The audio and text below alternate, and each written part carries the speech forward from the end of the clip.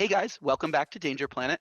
I'm here with Landon, Brandon, and Richard, and today we're going to be doing a keyword tier list breakdown for Levy.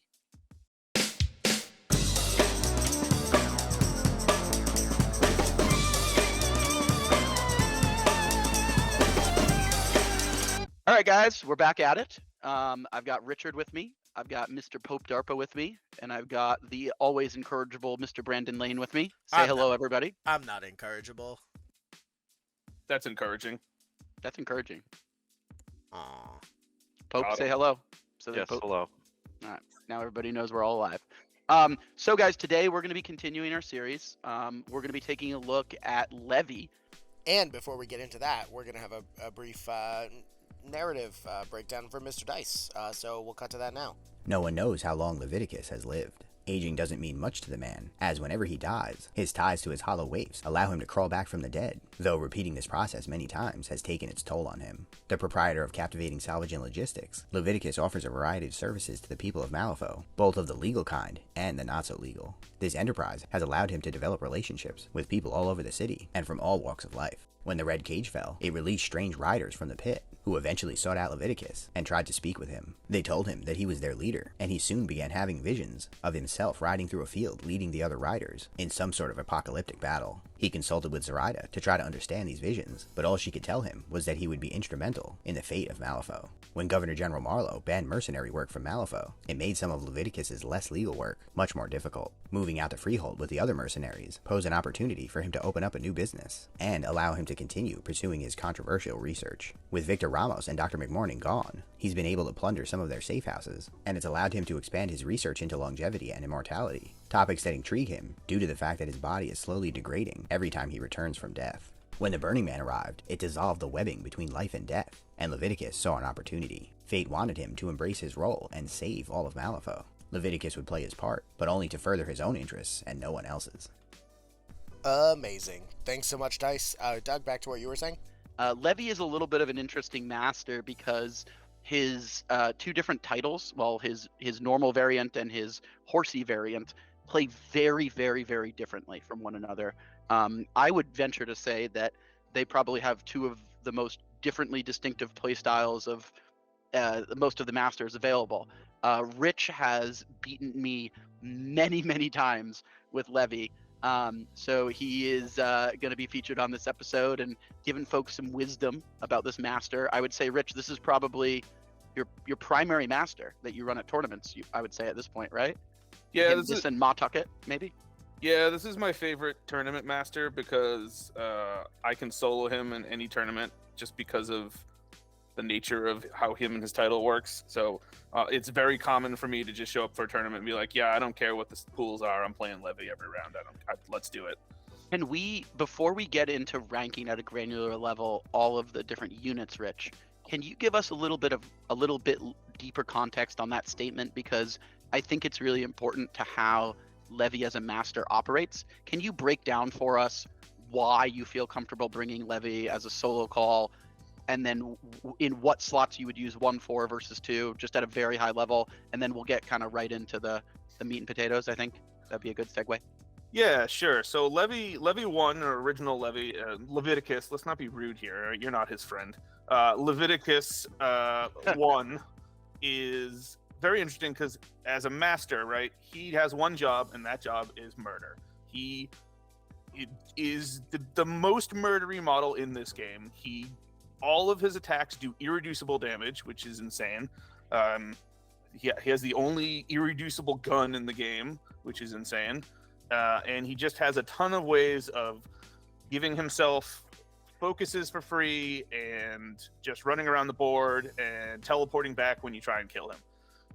What makes him interesting is that his crew is fairly versatile and he has a lot of options for what he can take. And he doesn't really care what the rest of his crew is doing. So usually when you're playing Levy 1, you're just throwing him into whatever your opponent's biggest threat is. And he's just off doing the murder while the rest of his crew kind of just cares about either doing other murder or scoring. So unlike some masters, I don't think Levy 1 has any particularly bad strats. It's more when choosing between him and his title. It's more the matchup because he has a lot of, just because of the way he works, his core mechanics. He has a lot of really really difficult matchups, not necessarily scheme wise, but opponent wise. And so that's usually when you tech in Levy 2, because Levy 2's whole thing is he is the fifth horseman, and so he has the horseman keyword, and you can you can run the meme list, which is just him and 4 horsemen, but that's not actually good. Generally, you just take 2 horsemen, sometimes a third, and now you just have a very mobile, very killy list that has a lot of really big threats. That big thing with horsemen is that if you don't deal with them quickly, they become astronomically more difficult the longer the game goes on. And generally in every other faction, if there's a horseman, there's one of them, and you worry about it, and then it's dead. But if there's 2 or 3 horsemen and they're flanking you down the board, it's kind of hard to deal with all of that at once. Yeah, that makes sense. And for the you're pretty much mostly taken. I guess we'll get into it later, so I don't actually want to talk about that makeup now. But I guess we'll talk about the first unit, the waifus. Yeah, the totem waifus. Can we no Waif? Can we not? All right, fine. Waifs. Rich, walk us through. Why don't you start out? Walk us through the difference between waifs in 1 versus waifs in 2. Yeah, so this is an interesting scenario because I can't think of any other totem that is so different in its usefulness between the versions of a master. In Levy 1, the wife's jobs are they just need to exist and hide, and then when Levy would die, instead he does not die, and he just teleports back to one of his waifs and eats it and heals himself for however much health the waif has left.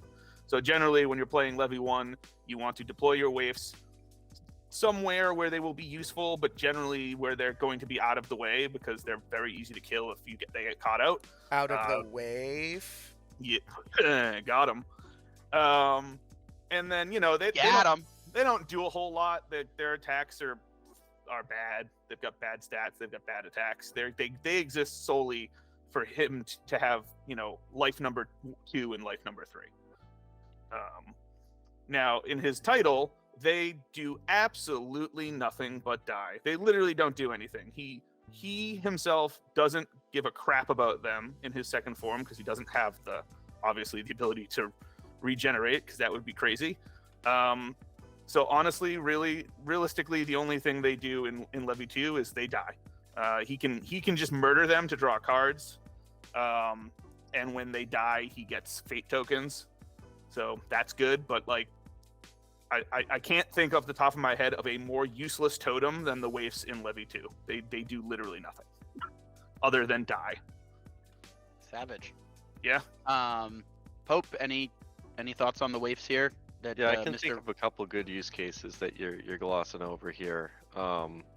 Firstly, we just have to point out that, unlike many useless totems, these things have an 8-inch gun. Sure, it's stat 4, but you hit sometimes, especially when you're on plus flips. That's fair. So it can just finish off low-cost models or low-wound models, especially since in Levy 2, as you point out, they're not critical to your game plan. So, will just not bother wasting attacks on these 5-wound insignificant models that sometimes just hurt you back. So you get freebies. Secondly, and this applies to both versions of Levy, they have a critically useful card filtering mechanic in combination with Scavengers. You will pain transfer targets that don't have any injured on them, so they don't take any damage if you hit.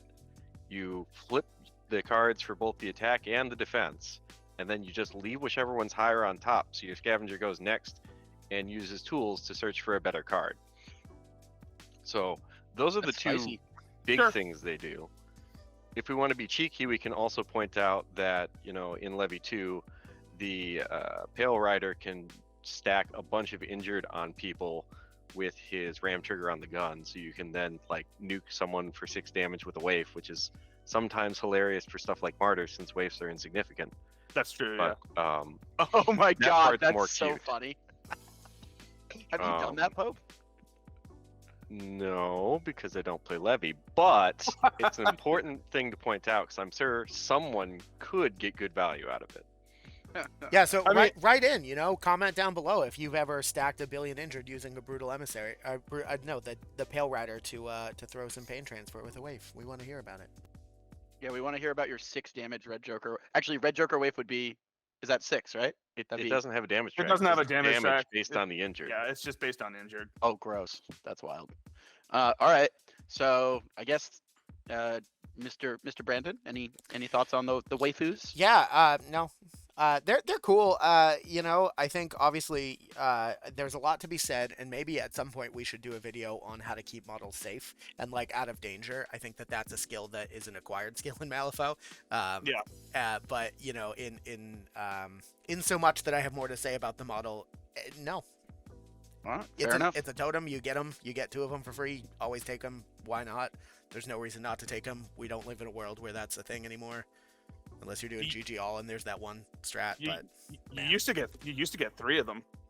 Yeah, it's wild. ooh. All right, gentlemen. It's Maybe probably time to actually get shout out to Weird. Maybe make some male ones. That'd be cool. I would love some alt sculpt male waifs so that it's not awful. Thanks. male waifus. Wait, no, stop it. Obviously. All right. I do need to point out he's not in a relationship with them. He's in a relationship with Rusty Alyce, and it's very Okay. very inappropriate. Okay, we're good. All right. We will go to said Rusty Alyce. We don't need to cover that specifics of that. Anyone is curious about the specifics of that relationship? No, don't Feel worry. free to come to our Discord This- and ask Richard directly. He'll tell you. This will all be chopped out. Don't worry. Yeah, it definitely won't be. All right, Richard, what do we got for Rusty Alyce? Rusty Alyce is just really solid. She's a M3E gun with rapid fire. She doesn't do a whole lot of different things. She just kind of murders stuff. Do you tend to use her differently in Levy 1 versus in Levy 2 lists? And how does she stack up in terms of like take most of the time, not take most of the time? What's your thoughts on that? So I think I deviate a little from most people because I don't always take Rusty Alyce. I take her sometimes. It just depends on with Levy 1. I take her sometimes. It depends on the pool and the opponent because sometimes Well, she can be pricey. She's a little expensive. She's pricey and her gun doesn't ignore anything. So like some boards she's just terrible. It does ignore hard to wound. Right, but it doesn't ignore concealment or cover. Yeah, or if there's anything. a lot of concealing or cover or Yeah. defensive abilities that put her on a neg flip or something, she can have a hard time hitting stuff. I think Yeah. is what Rich is saying. Exactly.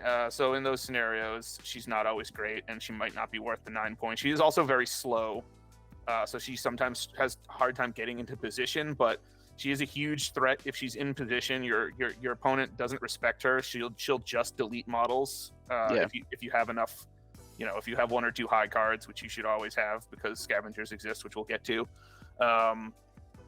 She also makes pit traps, but like she's really bad at making pit traps because she doesn't ignore her own pit traps, and so it's kind of a weird situation. So it doesn't come up that often, but pit traps are great, so sometimes they're good.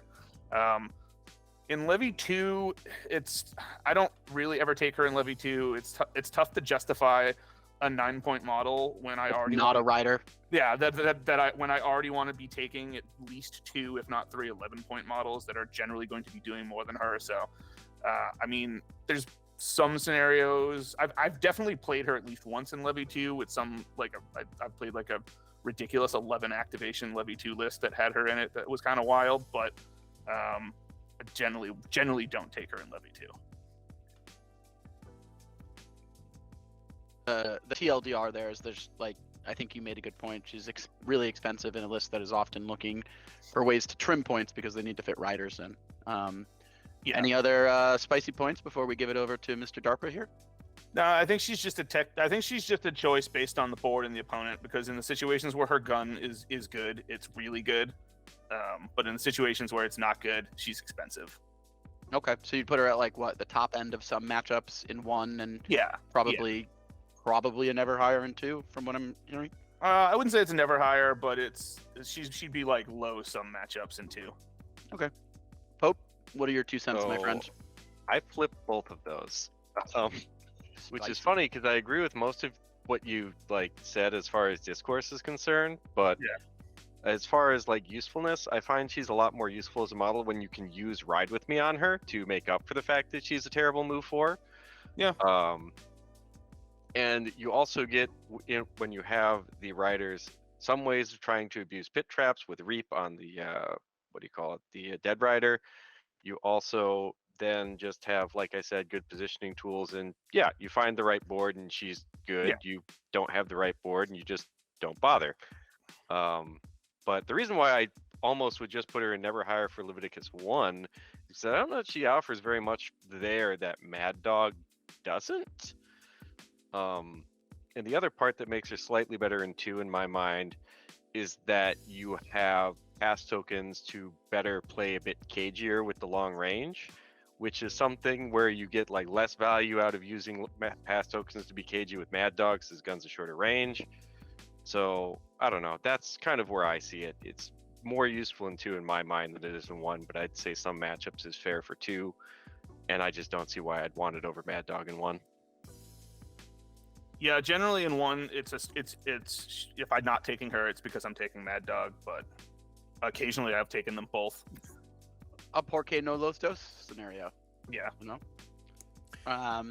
All right, Mr. Brandon, Mr. Lane. I mean, I have never fought Rusty Alyce without being like, oh Jesus, this is gonna be a headache. And I think that there's a lot to be said for the fact that she is literally the only model in the game with a min-3 damage gun and rapid fire, which is just strong. You know? Yeah, old Fuhatsu vibes, right? Yep. Pope still uses Pope uses post errata Fuhatsu still to ridiculously effectiveness, but yeah. old Fuhatsu is scary as fuck. Yeah, and like I just I feel like I probably want to leave her in some for both, because I think both Pope and Richard have very, very solid points. Although I think I agree a little bit more on Levy 2 being more reasonable of her, because her move 4 isn't a liability because you can ride with me her like 3 times a turn, you know. Yeah, or twice or whatever. Yeah. I've had basically my play experience with her. The way that I've basically run into her is oftentimes when I play Richard and he decides to throw Levy up the board at me, he'll scooch Rusty into he'll usually take turn 1 to position Rusty and then use Rusty Alyce to deny a big swath of the lane of the board. Or if not deny, then be like, come on in, Doug. I'm going to shoot the crap out of you. And oh, by the way, I have a Prospector here, or I have a Scavenger here, so gonna accomplice into it, and you're gonna probably lose a model every turn if you come into this lane, and that's basically my experience with Rusty so far. So I don't enjoy playing against her very much. She kills a lot of my models. Yeah. Richard, I think this is your best friend, buddy. He's your favorite boy. The Mr. Cyclone. Oh yes, Ashes and or Dust. I love this model. This is at least for me an auto included in Levy 1. I've never played Levy 1 and not taken this model. It's just a very, very versatile model. It's stupid fast. It has not really incorporeal, but basically incorporeal. Its attack is strong, and it can also, if it sneaks up on something, if it kills something, it can summon one of them little abomination boys, and then it does that whole kind of meme thing where when you kill it, it splits into 2 things. To be completely honest, that very rarely actually happens, because usually people just ignore it and don't kill it, or they kill it. If they're killing it, they kill it because they have some way to avoid the demise trigger or something. So I don't think I've actually had the split thing come up very often, but when it does, it's also very strong. Yeah, he seems like a model, because I've played against this guy a bunch, because I played against you a bunch. It's always really annoying because he's good at scheming. He's good at picking off models on the periphery of the board. So counter scheming, I guess is what I would call that. And exactly what you said. I often find myself in a scenario where I don't want to try to go and kill this guy because I know that I don't have a way to stop him from just coming back onto the board, and that it would take way too many resources to deal with him unless you decide to just throw him right into my face. But I feel like most of the time when I'm playing you, the way that you use this guy is you use him to bully the edges of the board, and then progress whatever secondary you've chosen to use him for. Or and sometimes he'll score you both secondaries over the course of a game. I've seen. So. Yeah. Generally, that's what I like to do with him. That's why I think he's the strongest, because he's so fast. He can go off to whatever edge of the board your opponent has the least fortified, and he can pick off like other schemey models, which are generally fast schemey models are not super strong. So he has a fairly easy time picking them off. Yeah, and he has a poor man's version of the necrotic decay trigger on his punch. It's like a poor man's levy hit, right? I mean, it's the same trigger. He just doesn't have it built in. So right. He's just not a master with 3 AP. Yeah, exactly. So, but yeah. And Levy 2, I don't ever take him, mostly because of the way I play Levy 2. That role of going off and defending a side, I'm generally just doing with a horseman. So he generally doesn't have a spot in that list for me, but that's just the way that I play Levy 2. So is he 9 points or 10 points in keyword? I can't remember. Is he 9 in keyword? Ash is 9 in keyword. Yeah. Okay. Cool. All right. And anything else before we give it to the honorable Mr. DARPA? On the rare occasion where your opponent is relying on scraps, this dude is also an absolute monster, because he gets a free 12-inch push to scrap markers, which is hilarious. Oh yeah, he's bananas when scrap matters. Yeah. If you're in a game where scrap matters, he's really good. Yeah. All right, Mr. Pope, what do we got? I do not think I would ever play this model in a game where scrap does not matter. I feel like someone just threw me into a bizarro time portal 10 years ago when we were still playing 2nd edition. Yeah, this is wild. Hot takes from both of you, I feel like. So the reason I don't like Ashes and Dust at all is he's a very unfocused model who I feel like does not do a good job of any of his jobs, especially if there's no scrap on the board. You say he's good at scheming, but he's move 7 and then basically doesn't have a bonus action in 90% of matchups, and doesn't have a way to leave engagement. So if he gets, bogged down by any model with an engagement range at all, he just can't score you any points that turn. He doesn't really kill things at stat 6245, like that's a gun of a 7-point model, not like a 9-stone beater. I mean, sure, Necrotic Decay exists if you have the cards to dedicate for it, but like, wouldn't you rather use that crow to have Levy Punch for Min 4 Irreducible instead? I don't know. Yeah, like he's not a super killing model. He's not a very good point scoring model. There are just better options in most situations for what you can need this guy to do. And then on top of that, his defensive tech just sometimes doesn't work for his demise. And especially not against any matchup where your opponent is going to see Levy and has the tech available, because if your opponent can't ignore demise and he's playing into Levy, he knows he needs it. So very much a never hire for me on both categories, to be honest. Wild. How would you feel about this model if it was 8 points instead of 9? Would you feel that it like, because what I'm hearing from you, Pope, is that you're basically saying he's too pricey for what he's doing, and you'd either want him to be more effective or less points. Is that fair? That sounds about right, but to be honest, I'd really just rather he was more specialized one way or the other. But like let me play devil's advocate for a moment here, right? If this model is 7 points, you change your mind, right? Instead of 9? Yeah, sure, of course. Well, I mean, don't change anything on a card and you make it cheaper, there's eventually a progression point in which you'll take it. Yeah, fair enough. Yeah, I get what you're saying. He's not as focused or whatever. Quite frankly, it may just be playstyle, but I've seen Richard use him very effectively, and it's fascinating, right? This speaks more to, for me, from my perspective, Malifaux can be played a million different ways, and it can be played successfully a million different ways. So it's kind of fascinating to hear such a juxtaposition of points from you guys, given that I know both of you guys are good players. So that's spicy.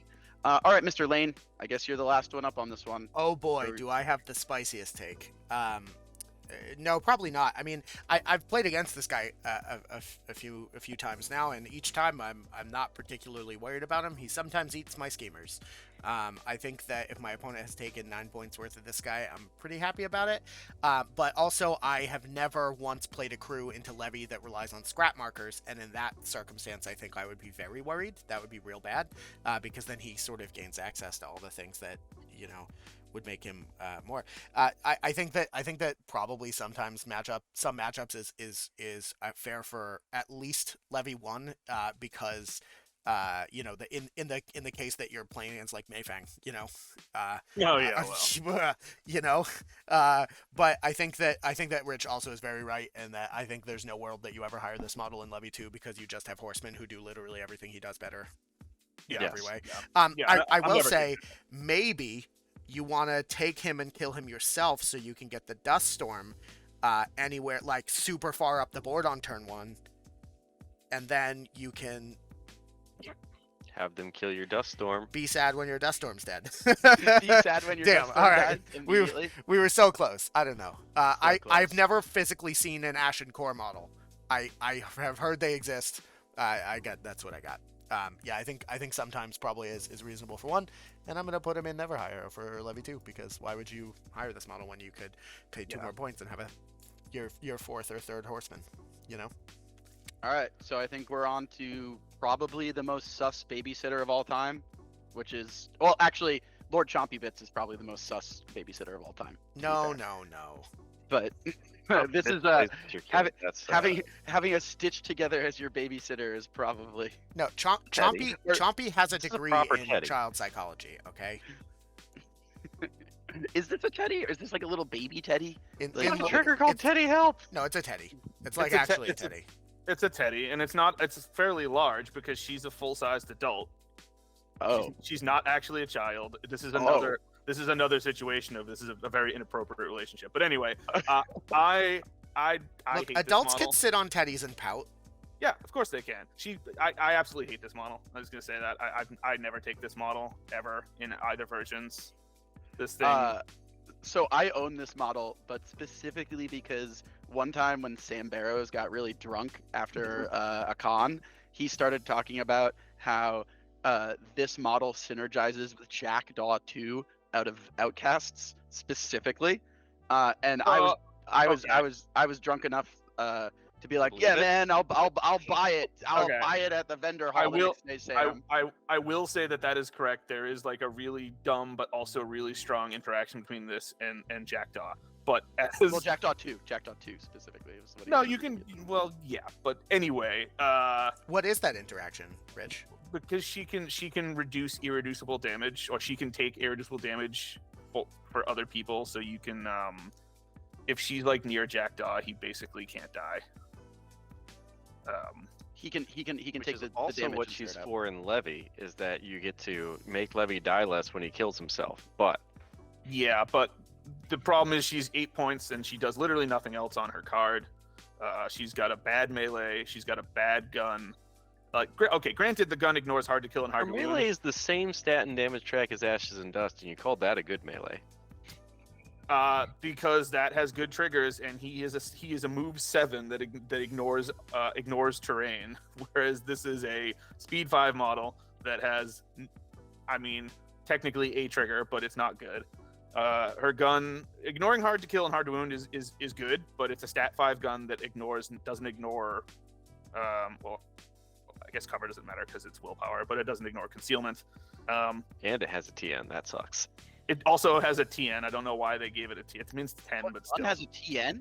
Yeah, her gun has a TN of 10. TN 10. Yeah, it's weird. Her big thing is the aura where she can take irreducible damage, but Levy is never, at least the way I'm playing Levy.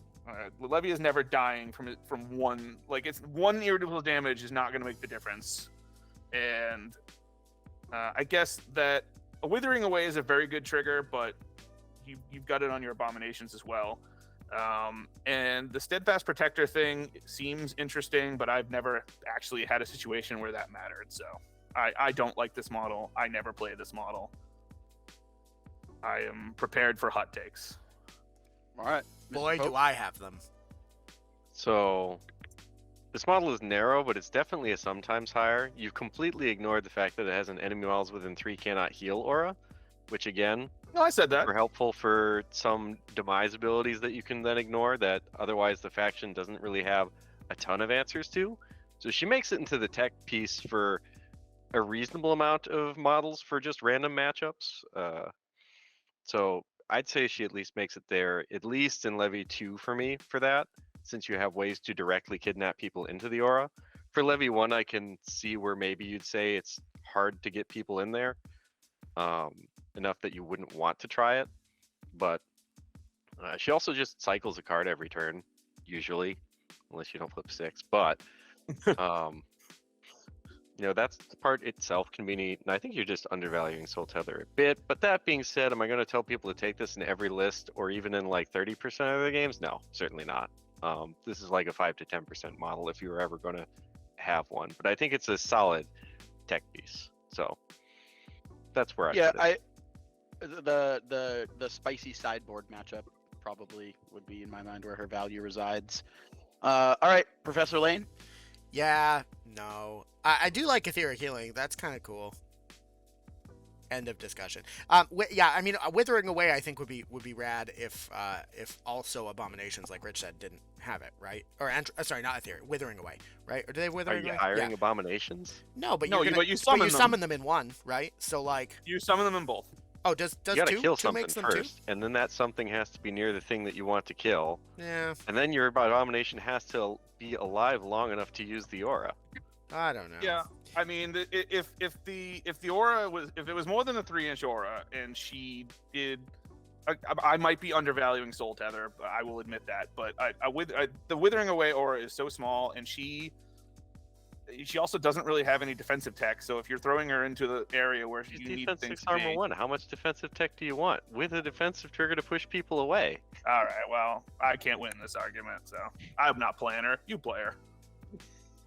I mean, I'm That's not. fine, but I'm not playing her. All right, I've seen squishier models. we're on to the best model in the crew, the Oh, one that God. everybody's taking. All right, I'm just gonna go ahead and windmill slam this here and here. You guys can work out the deets. Okay, go ahead, Rich. I mean, now I'm afraid because of everything I've said. There's been hot takes on, so let's hear what this is. Well, there's always hot takes, Richard. All right, I you're think in that the we- arena I of thi- hot takes.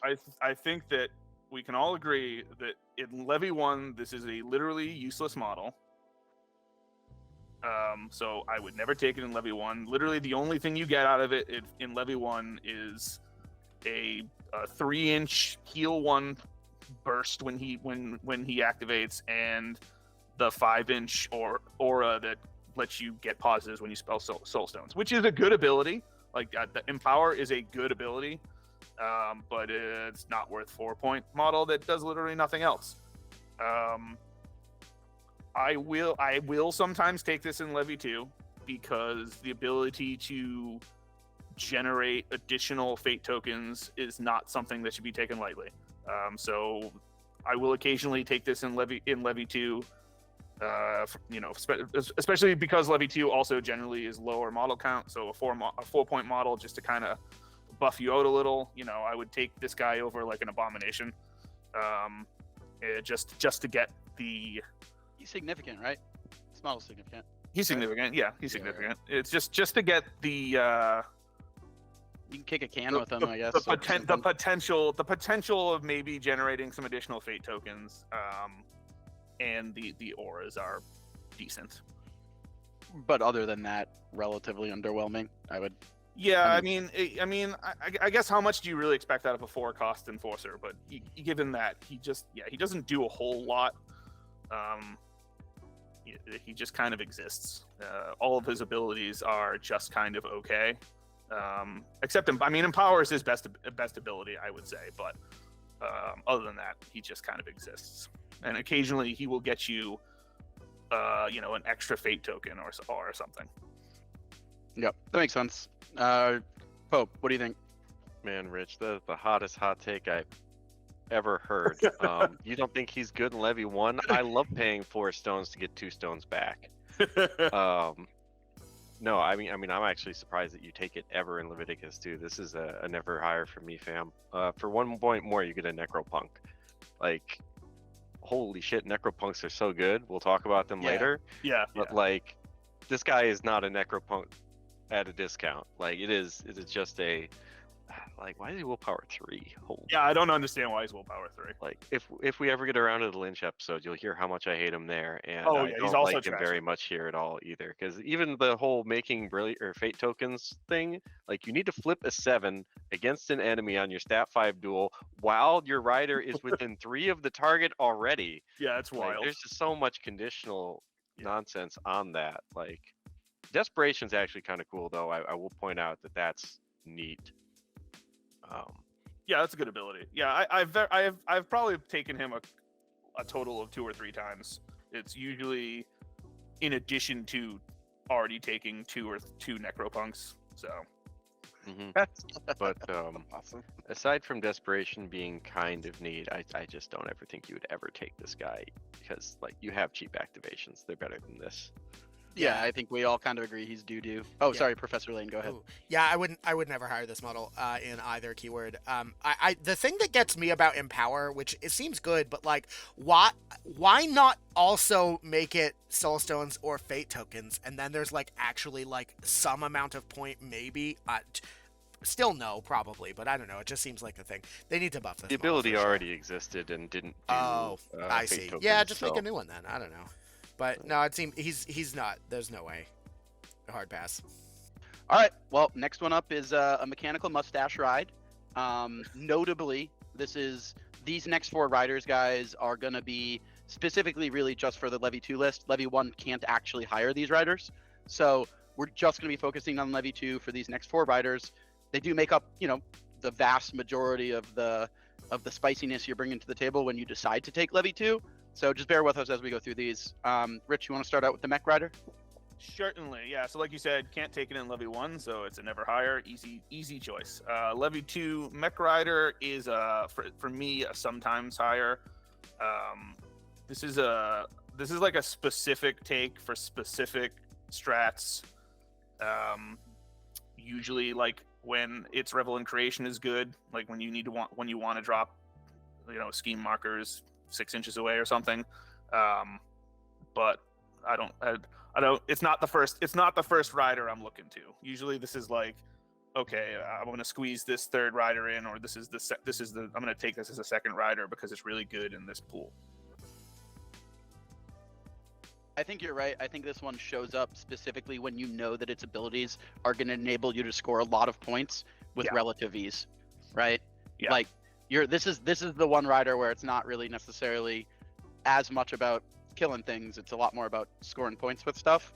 And I think as a result of that, oftentimes, at least when I've seen you build Levy 2 lists, it's usually one of the later riders that you're putting into the list. It's certainly not one of the first ones you're going for, basically. Pope, any thoughts on mechanical mustache rides? No, that's actually pretty accurate to my thoughts and experience. He's not a bad rider, but you're only really wanting him in the crew when Revel in Creation is scoring points. Yep. I think that. Can I just say, Revel in Creation drops scrap markers, i.e., ashes and dust. We did it, folks. We did it out. We cracked the code. Oh man. Honestly, probably not terrible. I mean, yeah, honestly, that's not a bad idea. For a actually. 20-point combo, I think I can find something more competitive. I don't know. 20 points is such a small price to pay for 12 inches of movement on a model that doesn't do a... Yeah, cool. All right, Conquest. We did it. I mean, Mechanical Rider. I don't know why you all hating on my boy Ashes and Dust, but it's fine. We'll move on with our All live. right. So now we got my favorite rider, because I've definitely played this rider the most, because I've probably played his faction the most. But we got Death Rider, so you got the Reser Rider. Rich, how does this fit into the general Levy 2 strat, and where does he sit in the barking order of spicy mustache rides that you'd like to hire for Levy? This is probably one of the riders that I will auto include. It's tough because I waffle a lot on the riders, but I would say that this dude ends up in my Levy 2 lists like 90% of the time, just because he's a beast.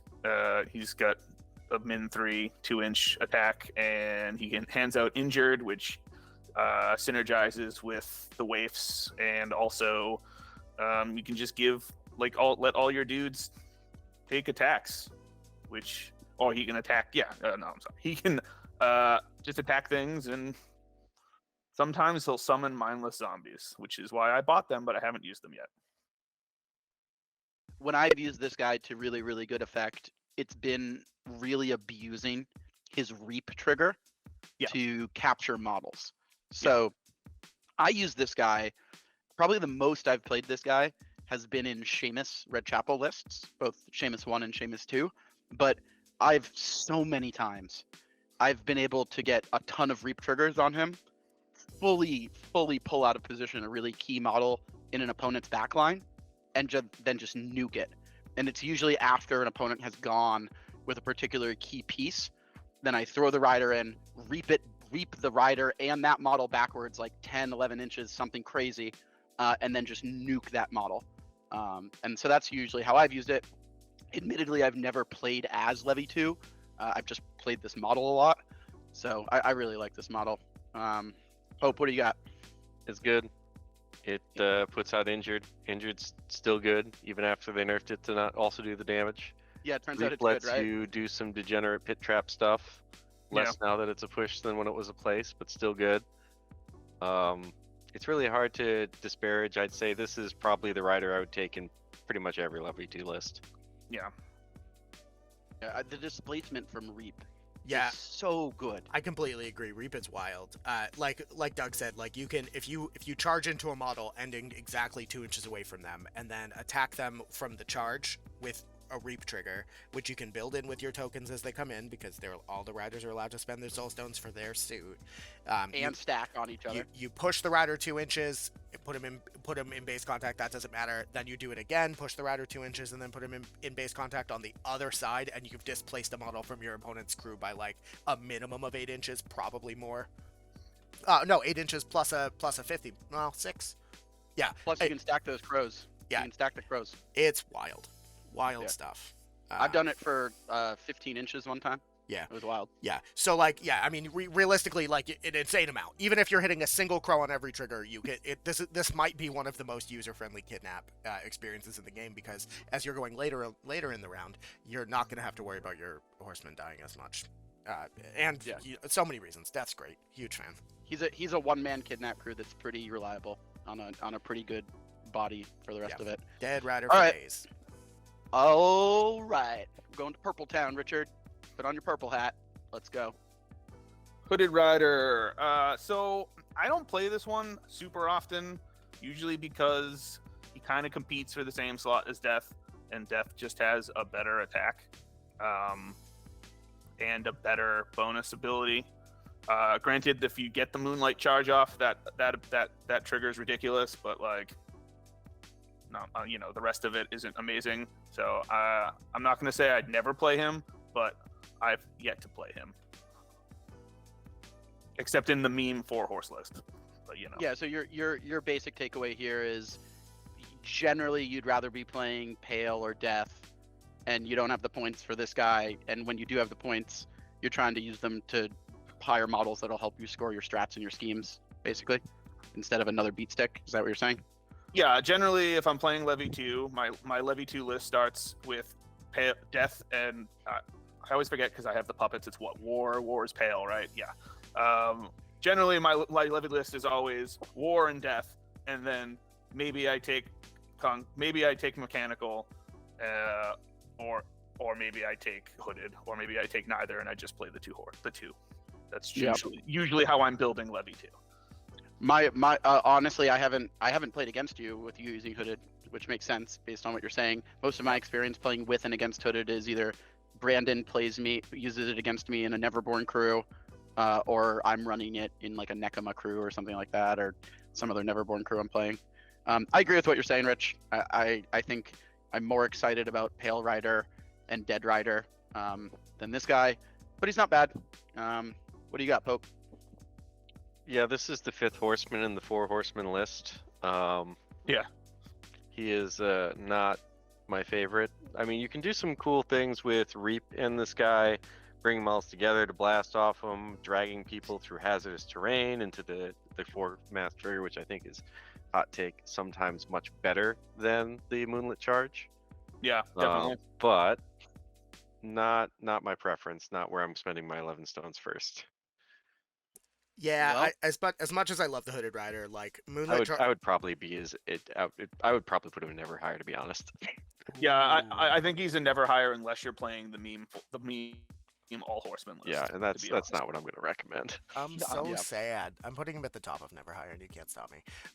He's like Moonlit Charge is really good. Malifaux's Revolt insanely good, but this crew doesn't really do much to take advantage of either of those things in the same way that they do, unless you're doing the Hooded Rider or Dead Rider nonsense with having, and at that point like you're doing both of their bonus actions in a specific order and like just like win the game instead by killing their models, but no, I think he's very, very strong in Neverborn. And particularly in Pandora. Holy Hey, geez. Brandon, you remember that time you Moonlit charged and killed 13 of my models in a Karai 2 matchup? Yeah, I don't know about 13, but it was certainly a lot of them. Yeah. It was over 10 models. Yeah, it was over 10 models. Yeah, plus flips to damage from greatsword attacks that because you didn't charge is it's strong, but you're probably right. Yep. All right, we're on to I would say probably one of my 2 favorite riders, probably my 2nd favorite rider, but the man with the flaming head and the angry gun. Richard, what do we got for our red boy? Yeah, Pale Rider for me is an auto include. Like I said, if I'm building Levy 2, generally my list starts with Pale Rider and Dead Rider because it's just it's an amazing model. Like its gun is great. It can stagger and injure you, which again, the injury kind of all stacks because then you're injuring them with death if you need to. You're injuring them with this dude. And then the waifs exist. And Revel in Conflict is really good because you have a lot of expensive models, so healing is great, and doing irreducible damage is great. So yeah, I pretty much, if you're playing Levy 2, you kind of have to play more than one rider just to get the value. And so if I'm only playing 2 riders, I'm playing War and Death, or Pale and Dead. Yeah, I like Pale Rider a lot. I like Pale Rider and I like War and Death as a combo, probably. Yeah. For all the exact same reasons that you mentioned. Yeah, I don't think I have anything particularly novel to add, quite frankly. Pope, what you got? No, you hit it hit it straight here. Yeah, the injured's really cute with the waifs. Do that sick wave combo and report back.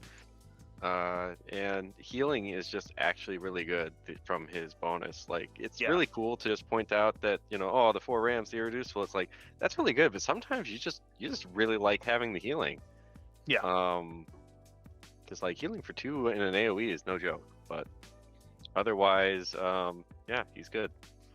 Would always take if I was playing Levy 2. Yeah, there's no doubt that this guy's the best rider. I mean, at the very least, like, I think that his bonus action just by itself with literally no triggers whatsoever is just, like, far and away one of the strongest things.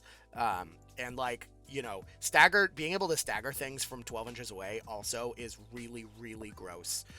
Because the stagger that you get on his trigger, which is, like, effectively built in, isn't conditional upon the damage. And if you run him forward a little bit with his fucking 7-inch movement, staggering something in their unpack on turn 1 can cripple crews. Very, very strong. Hugely good. Always hire this guy in Levy 2. Yeah, I think it's good. All right, what do we want to do? Do we want to talk about Abominations as their own thing, or do we want to kind of talk about them as a unit with the Desolation Engines? How do we want to approach this here? We can talk. We can talk about them separately. They're kind of go together, but not really. We'll talk about the little scary guys. So I'm never hiring in Levy 1. I'm never hiring these things. They are okay. Well, very rarely am I hiring an Abomination in Levy 1. This is his summon. You get it for free if he kills something, and ashes and dust. I know you hate him, but he can also make these. Their biggest strength is that they have Wither Away, which is like a really strong aura. So sometimes if you throw Levy up the board early and you pick off a weak model and you get an Abomination and now you've shut off healing, it can be annoying. Basically, it kind of forces them to deal with the Abomination first, which is moderately easy. It's not hard to kill. It's a 4 cost model, but it is moderately annoying to kill. You got to invest some number of AP. New keyword ability: moderately annoying to kill. Yeah, moderately annoying to kill. Minor inconvenience. In Levy 2, I will usually hire 1, and by usually I mean always. Again, but I'm weird. I usually will hire 1 in Levy 2 so that I can then turn 1 or turn 2 generate a Desolation Engine, because he can Levy 2 can summon these without interacting with enemy models, so he can just make fresh ones. Yeah, so your goal there is to basically get a Desolation Engine on the cheap then, and use AP from Levy 2 to convert into A-bombs and then make them into 1 pretty quick, is what you're saying? It's like, why and it's not really AP. He's making them off triggers of stuff he's doing anyway, so it's just like you're kind of just getting them. Have you found that to be consistently reliable? Yeah. I've gotten it pretty reliably. I mean, it's it's the trigger on his bonus action, right? So you're using his bonus action every turn anyway. Yeah, I guess that's fair. Well, it depends where he is positionally. Yeah. So would it be fair to say that your perspective on this, Mr. Richard, is annoying speed bumps in 1, and kind of a little bit of fringe edge value for Deso engines in 2? Is that fair? Yep. And although it's very rare, I have had games where Levy 1 where I've managed to summon 3 of them and then combine them into Desolation Engine, and it's ridiculous when it happens. It doesn't happen very often. Usually it requires your opponent to really drop the ball, but when it happens, oh boy. All right, Pope, what do you got? Yeah, I mean, you have to own these models no matter what, as you not only summon them, I'm pretty sure they also come in the core box. They do not. Now. Yeah, no, they have their own box. But no, now it's Scavengers, yeah. But you'll still always buy these models because, that you summon them on like 3 different models in the crew. But hiring them, it's questionable a bit. I think you might do it sometimes if you just want like a model for martyrs or something weird like that. But yeah, I've done that too. Yeah. Are they significant? Mm-hmm. They are. Yeah. Oh wow. If you hire it, obviously you can't martyr it if you summon. Yeah. And they are 5 wounds and hard to wound, so it's not like they're easy to just pick off from across the board on turn 1. So like you usually get your martyrs points out of these things, and if they choose not to kill it, well, I mean entropy. But I'm talking too much about this model. It's mid. It's mids. It's mids, bro. Hope, what do you think? It's mids, bro. All right. Wow. All right, on to the Desolation Engine. No, I want to say things about All right, sorry. Go ahead, Professor Lane. I'm sorry for skipping.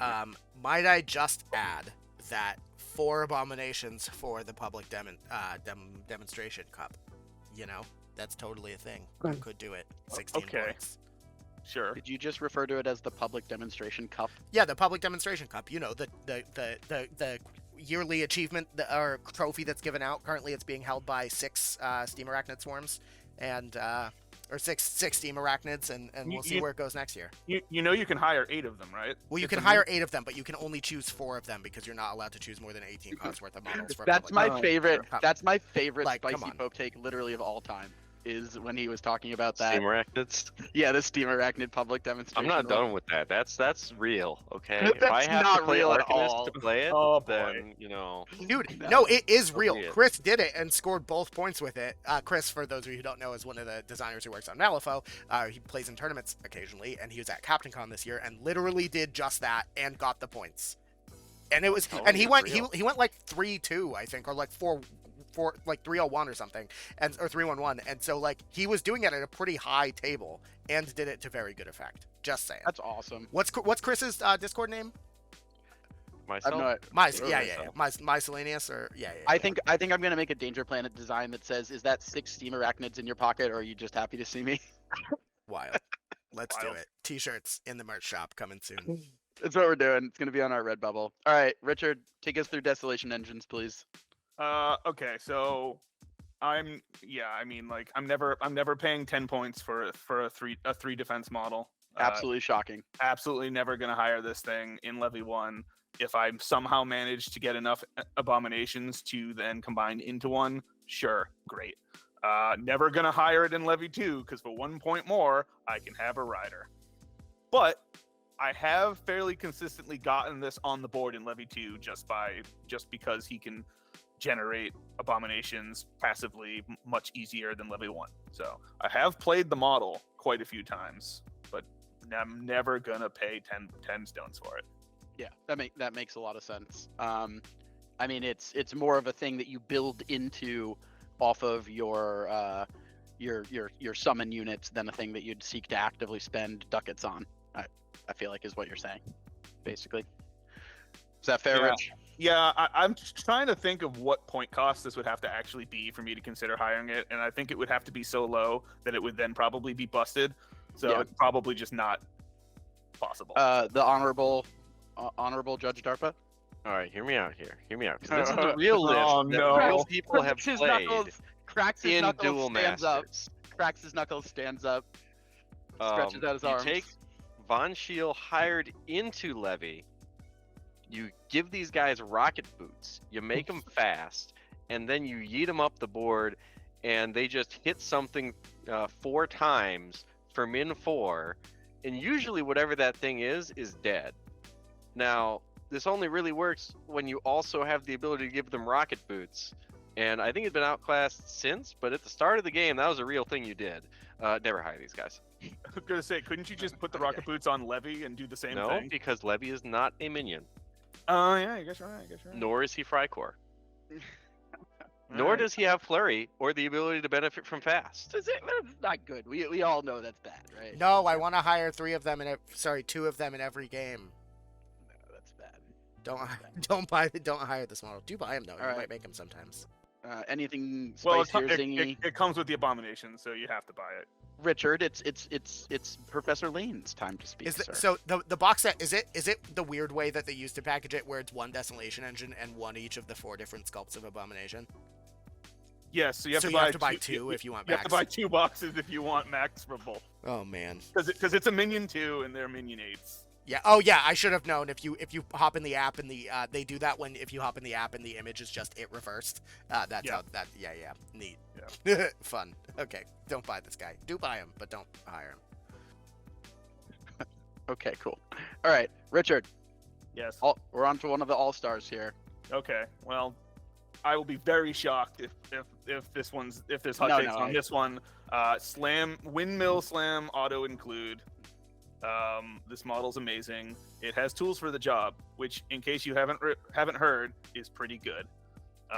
In addition to that, we've mentioned the buzzword. So, Doug, do you want to give Danger Planet's official position on tools for the job? Go for it. It's fucking great. Cool. Wild. Hot take. In addition to all of that, it's a pretty solid model. Otherwise, it's got a relatively decent gun. And its bonus action is wacky and does a lot of cool things, all of which are situationally useful in different situations. And it has tools for the job. Just take it. And sure, and it has armor, yeah. It's just good. It's just a good model that would have this would have been a totally reasonable 5-cost minion without tools for the job, and then they just slapped tools for the job on it and made it cost 1 more, and it was like, oh, okay, cool. And armor.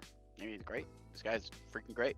Yeah. All right, Pope. I mean, you like this guy, right? You have to, right? Do you know why I hate this model? What? No, boy. No. Because when you use tools for the job and you pitch a mask, you have to remember that you pitched a mask for the entire turn because it builds in unmade. Yeah, man. Especially when you're playing him against Von Stuck, wild, right? It's well, against Von Stuck you may add, so you don't have to remember it there at all. Yeah, no, this model's like good. I just wanted to give out that very frustrating call out of trying to remember 10 minutes, 15 minutes after your activation that you built in tomes, or your opponent just being like, "Yeah, I got unmade built in, bro. Trust me, it was 15 minutes ago. I discarded a tome." So that's just one of the things that bothers me. But otherwise, no, it's just a solid model. You Yeah, won't I mean, usually use one, but if you do, I guess it's there. you agree this guy's good, obviously. Yeah, of course. Auto include. I- I would say I'm just a little surprised that he has to use a Fire 150 refurbished at shotgun, least. right? Like he's literally hired several times per time Leveticus is brought to the game. So how can he not afford just like a brand new shotgun by now? Always hire this model. It's wild. Toolster's job is nuts. Yeah, I mean, his one downside is he does have willpower 4, but Yeah, he has willpower 4, but he's not like a massive liability in the event that somebody like Oh obeys no, him. he has willpower 4 and hurts your opponent every time he tries to do a willpower duel because that thing's defense and willpower for the trigger. Yep. Yeah. no, I mean, this guy's awesome. I agree. I think we're all on the same page here. All right, so on to another great model. Take it away, Richard.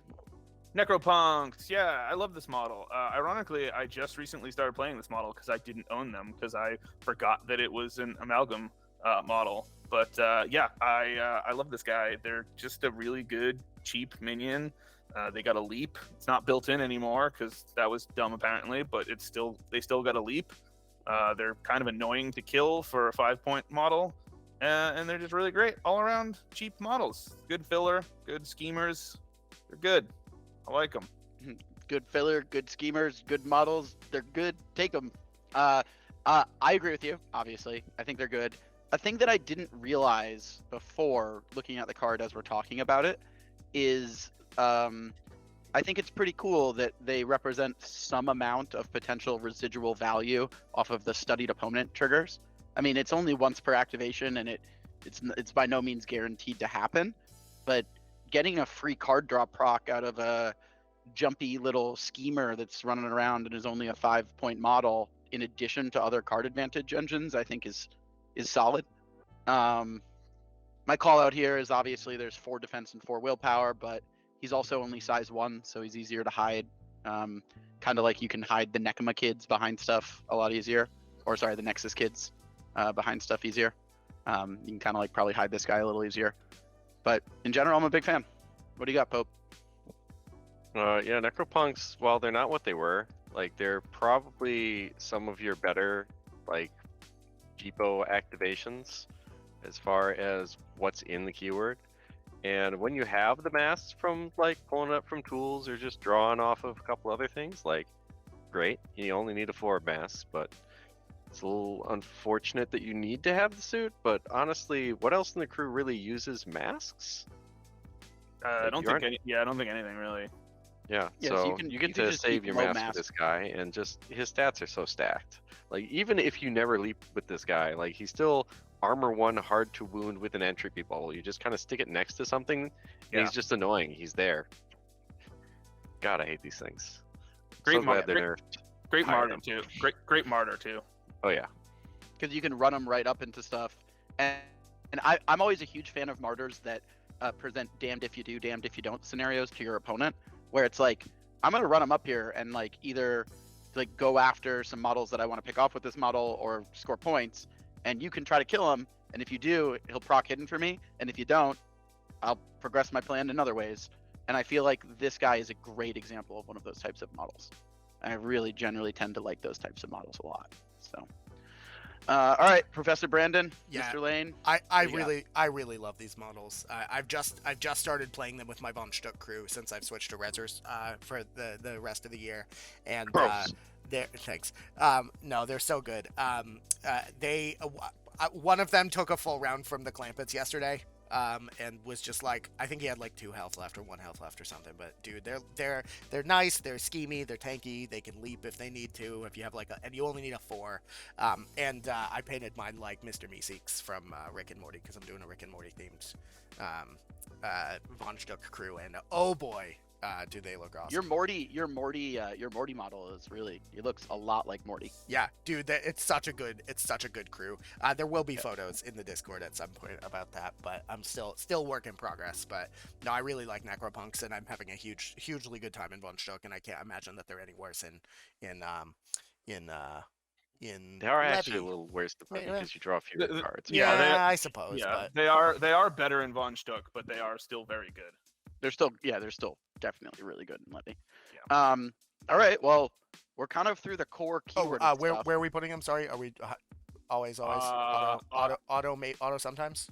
I'd put them on the back end of auto higher. Yeah, they're definitely auto in 2 because you need cheap activation padding. Oh, yeah, for sure. Put them. I would say you put them behind Scavengers. I mean, I still think Scavengers. Oh, is a little better. Yeah. So, all right. So we've kind of gone through all the keyword stuff. Now we're into the out of keywords, but some of the really powerful stuff here, we're about to go over. So let's talk about her, your friend and mine. Always the most fair democratic elections happen with this young lady or this woman here. Richard, why don't you talk to us about Yannic? So I don't play Yannic super often into Levy. I can see an argument for her. She doesn't have quite the BS like super power that she has with like Frycore or some other crews. Frycore Yannic is a thing. Because you're not generally discarding that many cards in this crew. But like Democratic Election is a good ability, and healing is good in this crew because they hurt themselves a lot, and so that's always good. So I would probably say some matchups. I don't know if I would. I don't know if I would. I can't think of a scenario where I would take her in Levy 2. I would say probably some match. For me, I would say some matchups Levy 1. I probably would never hire her in Levy 2. Yeah, I think that's fair. I think that's a reasonable perspective. I mean, this is a powerful model. Make no mistake. But I'm not sure this is her preferred shell. Yeah, she doesn't get the stupid strong power she gets in this crew. They just don't care as much. Yeah, I think that's fair. Do you think that's fair, Poke? Is a fair take? Yeah, I think the placement's fair. I'm just gonna call out a couple different things. So first things first, the using them with Scavengers is obviously pretty decent. Yeah. So you'll do that. To just because sometimes you care about the suit you're discarding for Scavenger, but if it's like you don't really want to pitch a card for the Scavenger, you'll just not do that and get the card instead. The other bit is just that with Companion, you'll get another discard outlet if you're taking the Emissary, who we'll talk about. Yeah. And the faction has never had a great option for stun before Yannic, so having that option is still quite good. Definitely agree though that it's hard to find room for all of those things that you need kind of like outside of keyword support for in Levy 2, when you literally can't hire out of keyword. So I would definitely agree with the placement. All right, Professor. Yeah. Anything else, Mr. Lane? No, I think we're covered. Yannic, very very strong model, but just very very hard to fit in Levy 2, and if you can fit it in Levy 1, it makes sense. Stun is a hell of a drug. Stun is indeed a hell of a drug. All right, Richard, you feeling Hodgy and Podgy? Oh yeah, Hodgepodge Emissary. I absolutely love this model. It's about as close to an auto include as I think I have with a versatile. It's not, I don't take it every time in Levy 1, but man, do I take it a lot. The healing is super relevant. It makes everything faster, which is super relevant. Throw junk is great. You literally beat me at least one game I can think of specifically with a late activation throw junk to tag me so that I didn't have enough AP to beat you to score on a primary like 6 months ago. Yeah, I literally remember that. Yeah, people forget that it just has a built-in slow trigger on its 10-inch stat 6 gun, which is kind of wild. And the upgrades, while they seem minor, like the upgrades add a lot. Like putting regeneration on Levy basically reduces channel to one damage, which is nuts. putting companion, giving something beefy companion, like giving Mad Dog companion or something, is really really stupid, because then it opens you up where you can do things like cheat a red Joker or a 13 on an initiative flip, and then go with the Scavenger to immediately take it back, and then still be able to companion into one of your big beaters, and then be able to go first and still have whatever card you cheated in to get to go first, which is just really gross. There's just like a lot of avenues to this thing. It just does so much. So yeah, I love it. It's a little bit tougher to justify in Levy 2 just because you're already spending 10 points is a lot when you're already hiring multiple 11-point models. So he can do the grow up trick though. It's true, he can. That's so I don't know how we want to handle that as a separate thing, but yeah, I would probably be more apt to do that than to just outright hire him in Levy 2, but I don't know if I would go as far to say that I would never hire him.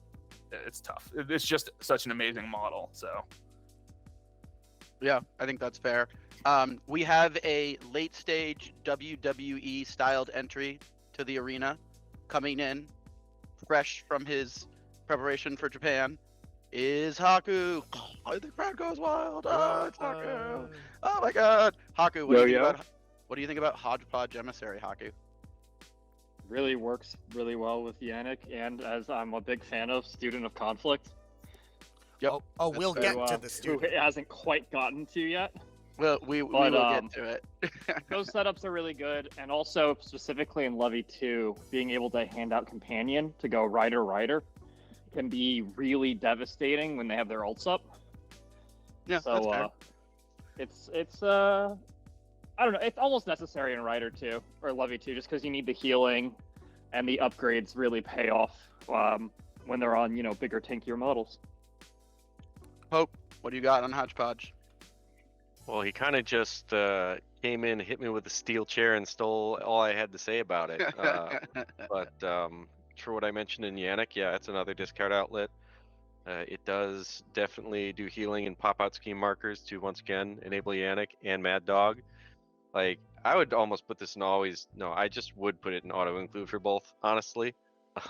It's so but good. It's also worth so mentioning that he is the 5th or the 4th rider in the 5-rider list. Or the 4th rider in the 4-rider list if you prefer, because he perfectly fits in if you take all 4 riders and the emissary with the grow up upgrade, and also you had to take him in 2E to do the 4-rider levy, so he's got that honorary rider status. So respect spicy. donkey. Respect the donkey. Wow. Professor Lane, any closing comments before we move on to some prospecting? No, I mean, I don't necessarily. I mean, maybe the grow up trick works here. I feel like the things you want to be doing with him, you want to do early, so probably just pay the 10 points instead of buying the effigy for 4 and then attaching the 2-point upgrade on him. But like, if you need to save 4 soul stones somewhere, that's not the worst. But I think that he's good enough that you probably just hire him outright rather than doing that. Yeah, I think this guy's pretty solid. I like him. He's a good effigy. Model sucks to build though. Yeah, but the model's dope in general. Model is dope. Yeah, you just got to make sure you get the torso on correctly. Yeah, that's fair. All right, we're doing some prospecting. Richard, lead it off with the prospects. I like prospectors. I'm less hot on them recently, but I mean, they generate soul stones, which is good. That's kind of their shtick. I don't think I've ever actually attacked with one, but yeah, they're just there to generate soul stones. Any difference in terms of when you would take them in the Levy 1 list versus a Levy 2 list? Any inclination towards taking them more in 1 or 2? I'd probably take them more in 1 just because you generally have more points to work with. So if I'm going to take it, I'll probably take it in 1. I don't think that I've ever taken it in 2. There's just so many. Levy 2 is tough with cost, especially like because the Hodgepodge is probably just strictly better than this, and it's like Yeah, I'm not super excited about him. I don't hate him, so I guess in my mind I'd probably put them somewhere in like it's middies, bro. Quote the Pope, it's middies, bro. Haku, what do you think, bud? I think in Levy 1, I mean, realistically, he lost his spot to ever being higher to Yannic. Before, you could at least talk about it. Now I think it's just not a thing. You don't want to get rid of scheme markers. And while Soulstone returning is nice, it's mainly only nice, obviously, if you have henchmen. So in Levy 2, it basically is kind of useless. You might use it to make some Soulstones for suits, but realistically, it's just never going to come up because refunding Soulstones is only, good when you can use them. And besides using them for cards and to keep Rider Levy alive, who's not really the main target there, you're, don't really have a purpose. That's why I think it'll never be a thing in Levy 2. Levy 1, maybe if Yannic goes away, scheme markers are slightly better. Offensive scheme marking removal is not the worst. And when, you can almost fully refund a model just by its ability, it's never going to be untakeable. It's just there's so much more efficient things currently that it's kind of ludicrous to consider hiring them, I think. Yeah, I mean, unless you can convince us otherwise, or you got something crazy spicy here, Mr. Pope, I would say this model is slowly becoming the equivalent of a prolonged, very low fart that just takes a long time to release and isn't that impressive. Dude, I haven't seen anyone play one of these things in 3 years. I do not think they're good. Okay, fair enough. Professor Lane? Well, anything? I'm going to crack this case wide open. If it's helpful for any sort of context, the way that we prep these tier lists are, I'm usually like, hey guys, what versatile files and what out of keyword files should I prep in ahead of the episode? And on this one, everyone was like, don't do this. And then they were like begrudgingly like, okay, well some people say this, so like we should probably talk about it. And that's where I would rate this model. It exists. It exists and it's a thing. Yeah, like, people take it a lot. I think people have them. I will say, what's I think a better way to get Soulstones back than using this model's actions to make and then remove markers. It's to just not hire it, because that's 6 Soulstones you get back. We did it. Yeah, and Haku makes a really good point. I think if you would ever be thinking about this model, just pay an extra point and hire Yannic instead, basically. Or pay one less and take another Necropunk. Yeah, you got a lot of pay options. 2 less and take an Abomination. Yeah. Sure, why not? All right. You need the tools models. That's what it's all about. Yeah, we agree. Yeah, 100%. You just missed it, Haku. Right before you kicked down the door and made your steel chair entrance, we were talking about how dope the scavengers were. We did you proud, buddy. Don't worry. I made sure that we talked about the extollations of tools. All right. Obviously, the worst model. It's a crappy shotgun. He's got a stupid hat. He's not very good, right? Mad Dog. This guy's just crap, right, Rich? Yeah, terrible. Why would you ever want this guy? I mean, who wears a cape? He smokes. We all know smoking is bad for you, so he's unhealthy. He's a bad role model, really. I mean, he's literally a bandit. This is an auto include, which is wild. In Levy 1, you can't take him in Levy 2. Too bad. It'd be kind of dumb if you could. But yeah, I don't think there's very, very, very rare scenarios where I'm not taking this dude alongside Levy. He just does murder, and that's kind of what Levy wants to do already. And he just kind of backs up Levy or holds off another avenue. He's just great. Yeah, Mad Dog's awesome. Always has been, always will be. You know that meme where it's like something, something, something, and then there's a guy, the astronaut standing behind him with a gun, which like always has been. That's my thought on this guy. Always has been amazing, even after all his nerfs. Haku, what do you got? Yeah, no, this guy is disgusting. He probably always will be disgusting. I don't know. Eventually, they'll decide having run and gun on your fast-moving, super easy to make fast model is probably not the greatest idea, but until then, he'll just randomly surprise the crap out of you, kill you on, corners from a mile away, and then just, say what you're going to do about it. Nothing personnel, kid. Exactly. Nothing personal, kid. It's like it's a really great pub stomper. I will say it gets like a little bit worse against people who are expecting it, and some of the crews we have now, where it's like super easy to get cover, concealment, and like 50 other bazillion or negatives to the attack.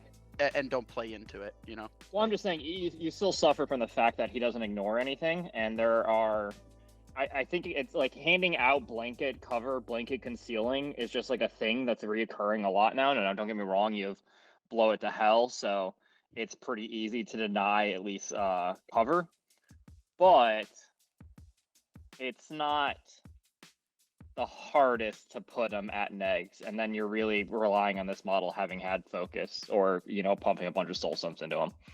So it's I mean, like everything with the advent of madness, it's being power crept, but it's really hard to power crept Mad Dog Brackett. You probably, as you're saying, auto include in Levy 1. Yeah, and also I would say you probably don't take him in Levy 2 if you could, but that's just because horsemen are cool. I don't know, man. If I could take him in Levy 2, he could ride with me. I think I'd probably still take him. Yeah, probably. I think maybe. Your lists are so tight. Also, the blow it apart, it makes Levy's gun even better. I was just thinking about that. Like, turns his gun into a much better potential usage down the line. Well, keep in mind, Levy's gun is willpower. Oh, yeah. It's still important not to have the extra negative damage, but you're definitely right. I will say, just because of what I was saying with a lot of like blanket cover being out now, that it actually does have a little bit more value. Yeah. Just because of that, which is kind of funny. Pope, what do you got? Yeah, auto include in 1 and can't take in 2. This guy is a killer, stone cold. We talked about how you just don't take your keyword henchman Rusty because this guy is just better. Yeah. It's just facts. Yeah, he's spicy. Professor Lane, any closing thoughts here? Yeah, this guy's real good. I will say I really like how the hard to kill comes from an upgrade in Mark II called Lucky Poncho, and I'm sort of sad that he doesn't have a more like fantastic poncho and it's just sort of red. But yeah, cool dude. Always hire this guy. You can't hire him in Levy 2 because he's not in his keyword or versatile. Yeah, run and gun's nuts. What? He was eroded. What? How?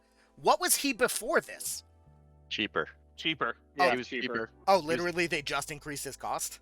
Yep. I think they did one other minor tweak to his card, but they made him a point more expensive and a minor debuff, I think. I can't remember exactly what it was, but it wasn't crazy major. All right, now, Haku, I'm going to let you lead on this one because this was your spicy specific include. Do you want to tell us why the Student of Conflict is an important piece in these potential 2 lists here, Haku? So I will say I'm addicted to Student of Conflict. I think it's one of the most overlooked models in Outcasts ever. It's a 5 soul stone model because Vix aren't a real faction, and it's really easy to get fast to 2 targets. Like actually really easy to just do that. It's a little bit worse now, mostly because most of the scheme marker generation goes towards a Yannic engine to just draw cards, and so therefore if you're using them to fast people, you're now not drawing the cards with them.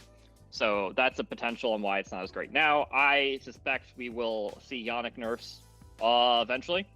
So hopefully you'll start seeing a few more models like Student of Conflict come back.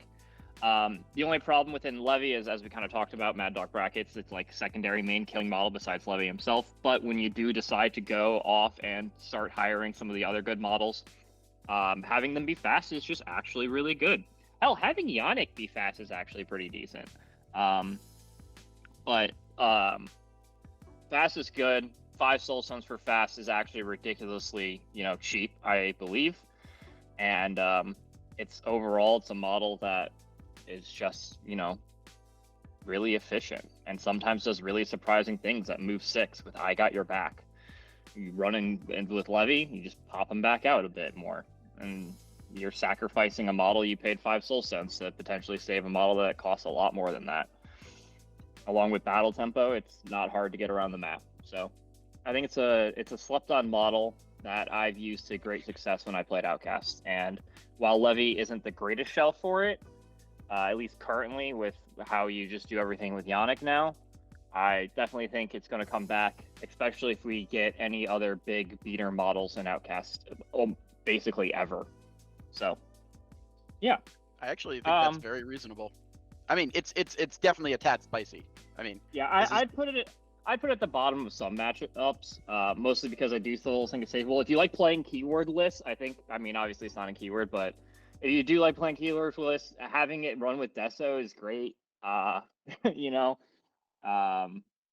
so it's pretty decent with some of the other models in, but that's the main reason I wanted it included in here. Ashes and Dust can now benefit from it. I say now, it's been a thing since M3E, but whatever. So it's always great to see it thrown on him and have him run around the map a lot faster.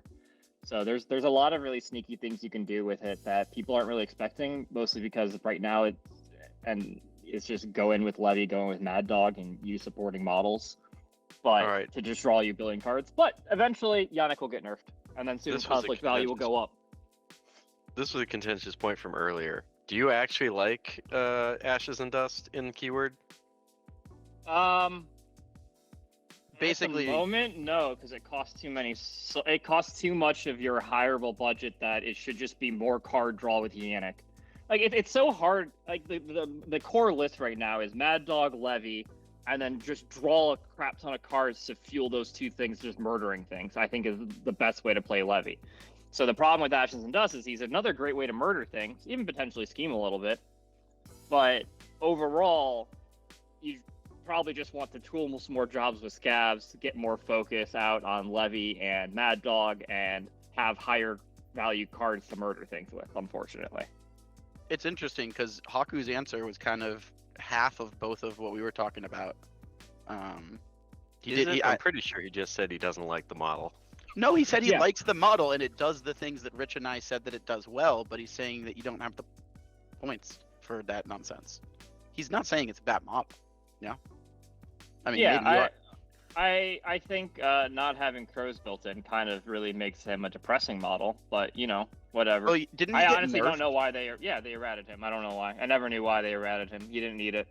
He caused too many questions on the FAQ. Yeah, but that errata, I mean, because he got nerfed. He still have that pretty problem? early. They haven't changed No, the he does wording not on still have necrotic that decay. problem. They got rid of incorporeal, which was the reason the question existed. Oh, right, that was it. It was because he had incorporeal that question existed. Right. Right, they got rid of that. That's so stupid. He has fake incorporeal now. Yeah. But, we have incorporeal at home, Richard. I mean, it's not reducing damage, so it's pretty depressing. Well, but it eats scrap, so like regular incorporeal doesn't do that. I want to talk about this student because I have played this student of conflict. Yeah, sure, go for it. And I've played it I've tried it in Levy. I've played it more in Vix when I want to just be mean to myself and play that. But yeah, I mean, giving stuff fast is great. I do think that I do agree with you that I think it is an underrated model. Because it's a 5-stone model that is move 6 with Gut Your Back is actually just really super relevant sometimes. And people don't expect that, and then you just hand out fast, which is nice. It is also cool that it doesn't have to be your own scheme marker, so you can eat your opponent's scheme markers to give your stuff fast. Like I've done that. That's fun. But I don't super take it often in Levy just because. What am I? Generally, Mad Dog's already fast, and it's usually just the Mad Dog and Levy show. So it's like, what am I going to give fast to? I guess a Hodgepodge would be nice, or Ashes and Dust if I'm playing it. But to be fair, that's probably some sweet show. Like I would watch that. I'd watch that show for sure. The Mad Dog and Levy show. I'd watch that. Yeah. Yeah. Yannic needs to die for this model to come back. I think that show's going to at be least canceled. in Levy, but yeah. All right. So, any closing thoughts on student before we move to I guess we're going to talk about the construct in Levy 1, and then let's talk about playing against or for Levy and playing against or for Levy 2. So, any closing thoughts on the student of conflict here? I think I just have. Is the student of conflict canonically the Victoria's younger sister? No. It is the model that works for Doug Bowman and Clay Pierce. She's part of their podcast. Yeah. No, I get that part, but that's just a sidekick. Because she has the sister keyword in Mark II. Her Mark II model is also awesome. Yeah, I was just reading it. Yeah, she has the sister. And the only other thing with sister are Victoria's and then the Vanessa. Vanessa. Yeah. No, she's not an actual sister. I do know that she's just like a prodigy they took on, I believe. It's an honorary sister thing. I see. Yeah. So where Which is why I think she didn't have like a sister effect, if I remember, but I could be wrong. Maybe I am wrong. Yeah, she didn't have a sister I would effect. put her at the I would put her at the bottom of some matches. Oh. Like if you're gonna put her anywhere. She's a tech piece. I mean, but she's a tech spicy. piece, yeah. She's spicy tech for sure. Yeah. All right, we are on to the last model here. This is really only usable in Levy 1, so this is more of a Levy 1 discussion, but it's the new piece from Madness of Malifaux. So Shrichard, why don't you give us a high level of this ancient construct here? So what does it do for Levy 1? Why does he want it? So as a disclaimer, I have not actually played this model yet because it's not out. I don't think it's not out yet, right? So no one has it. No, it doesn't exist. So I have not tried this yet, but I don't know. It toss is like a really stupid ability, and I feel like being able to toss Levy 10 inches up the board, and also maybe tossing Mad Dog 10 inches up the board sounds really dumb. And so I would agree. Yeah, and especially since I literally just got off a game yesterday where I did that in the Clampets and tossed the Clampet. Yeah, and that was fun. Yeah, that was great. About that, Rich. That was great. So yeah, toss is just really strong. And I'm sure there's some other text on this card that I haven't bothered to read yet. Yeah, I mean, I'll let Haku and Pope say their 2 cents here, but yeah, my thoughts on this are, it's a durable model that will throw Mad Dog and Levy into position very quickly for you, and as such, I am interested in trying it. It's a lot of points, so sure is. I don't, you're not going to be able to. You're going to have to make some levels of sacrifices here, and maybe it's not as good as Hodgepodge. I don't really know. I haven't put any rounds with it yet, but I'm really, really interested in throwing both Levy and Mad Dog on turn 1, and that's all I can say is about that. All right, Haku, Pope. I guess Haku, you want to go first, and then Pope. What do you guys think? Yeah, sure. I will just say this to Brandon. It didn't have the Fates Entwined ability that every other sister had, which is why it was an honorary sister. I knew it was missing something that the other sisters had. I get it. Because they weren't actually. Yeah. Okay. On to Ancient Construct, though. It's fine. I think the problem of not having a way to get shielded in pretty much kind of like all of Outcasts, right? There aren't many like good redundant give friendly models shielded, right? So you'll never be able to build in the suits, which I guess isn't the most important because it's relenting, so any tome does it. And that it can only work on friendly bygones, I just realized makes it utterly useless. Yeah, never mind. I'm not. The trigger's irrelevant. You're just tossing. It's just a toss. Yeah. So the only trigger that really matters is the fact that you will never have your min-3 baked in, which is actually pretty huge, I think, is a little annoying. That being said, though, take the hit is quasi-necessary against some masters now, much less now that the Tara kidnap and Lady J kidnap thing doesn't exist. Thank God for 33 being nerfed, but there are still a few key masters who have, targeting restrictions where using Take the Hit to protect a key model from being hit does come up. So having a really nice Take the Hit model is pretty good. The fact that you're tossing them out of your Take the Hit is his main purpose is probably not the greatest. But, that's what setup is for, and things like Companion. Tossing to the edge of his, or Accomplice. Sorry, I think I've said Companion a few times. It's Accomplice, right? Whatever. It's Companion. Emissary. It is Companion. Cool. Yeah. So I am right.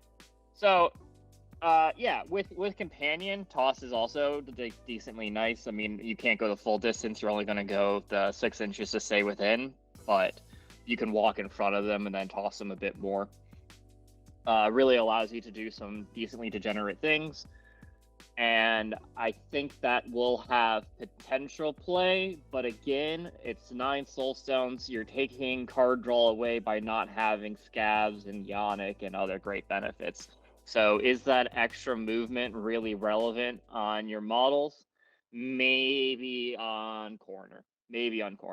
That's why I'll think it might be some matchups, because maybe you have good gun lines on corner. You can pull off something cute, but largely, I think tossing 2 models forward with a crew that doesn't generate pass tokens in this day and age is asking for something bad to happen to those models.